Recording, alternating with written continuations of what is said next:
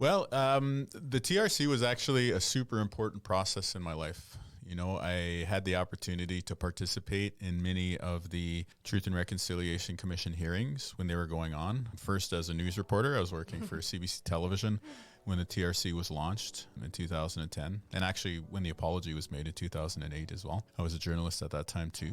And then over the ensuing years, even though I left journalism, I was invited back to the Truth and Reconciliation Commission. And I had the opportunity to hear the stories of many survivors of residential schools, including my late father.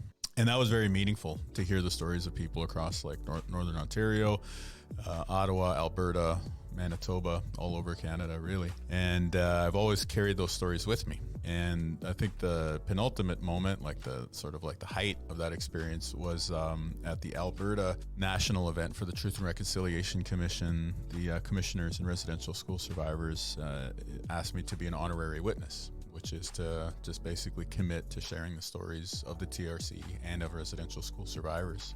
And so that's something that I've always taken really seriously, whether it's through writing books or stuff that I do in politics today, is to just try and honor that and really make the contribution to reconciliation that you're asking about. From my perspective, is to just try and remind people of where this thing started, which is with residential school survivors, telling their stories, asking for justice, but also charting forward a healing path for Canada as a whole. So you were going to be running for Premier of Manitoba, is that right?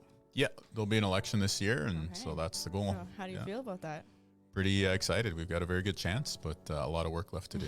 Okay. What would it mean to have a TRC knowledge keeper also be the Premier of the province? Well, I would hope that that helps everyone in Manitoba, because I think that what I took out of hearing the stories of residential school survivors was the emotional impact and the impact on families.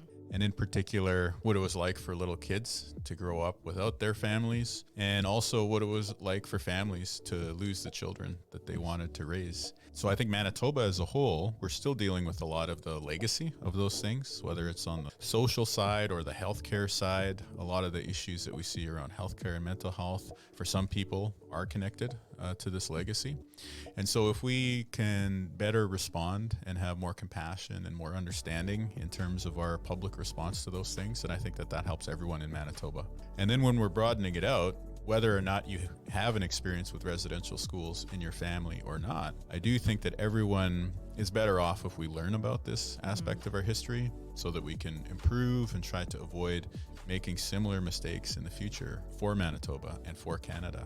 And so I think hopefully if our team is lucky enough to get elected to serve the people of Manitoba, then we would be able to just make that contribution of helping to increase everyone's understanding and compassion so that Manitoba as a whole can benefit for the years to come.